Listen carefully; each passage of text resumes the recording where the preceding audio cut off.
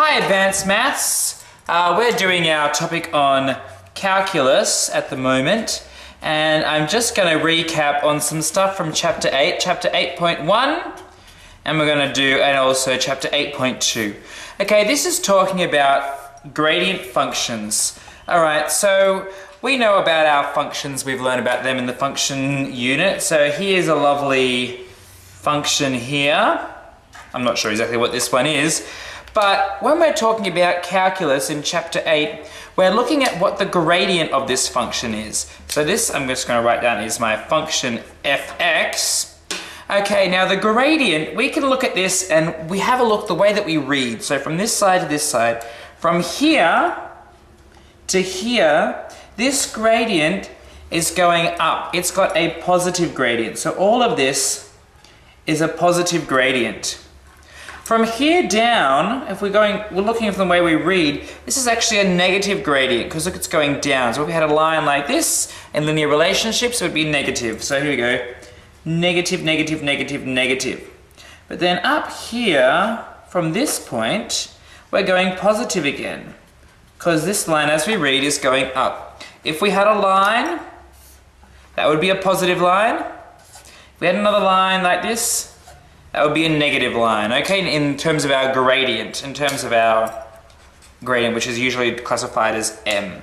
Okay, so if we were going to graph this gradient function, the important points are actually this point and this point, because at this point, our gradient is completely flat.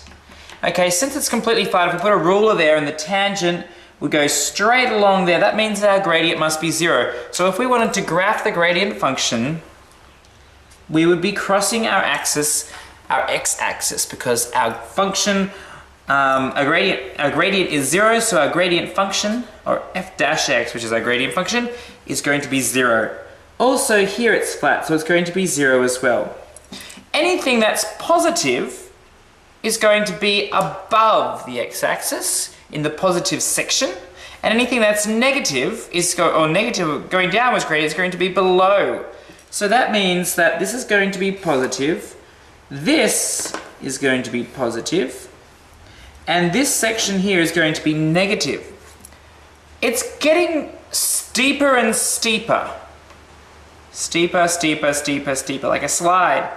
But then it starts to get shallower and shallower and gets closer and closer to 0. So the point where it's most steep is around about here. That's going to be our maximum negativeness. Around about like that. Okay, so this purple line here is our gradient function. That is how the gradient changes. Another way we write our gradient function is f dash x.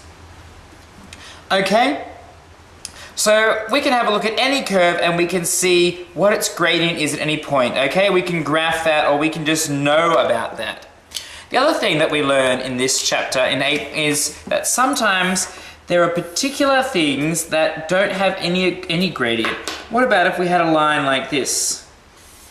We know its gradient here is positive.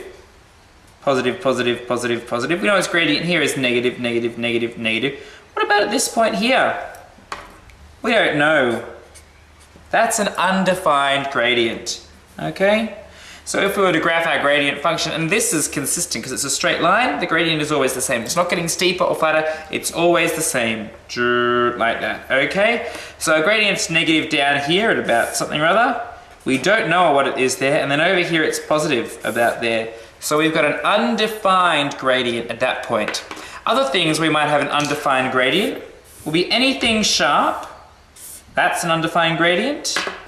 Okay, let's go. That's an undefined gradient. That's an undefined gradient, and here we've got 2 different gradients, so we can't do anything there. So there's all sorts of undefined gradients. Anything where we don't know exactly what the gradient is undefined. And the rule is to find the gradient function, we need a smooth continuous line. Okay? So we can find the gradient function of a smooth continuous line. If we have something where a point where it's not smooth and continuous, we can't find the gradient here. That's basically everything that we learned in 8.1 and 8.2.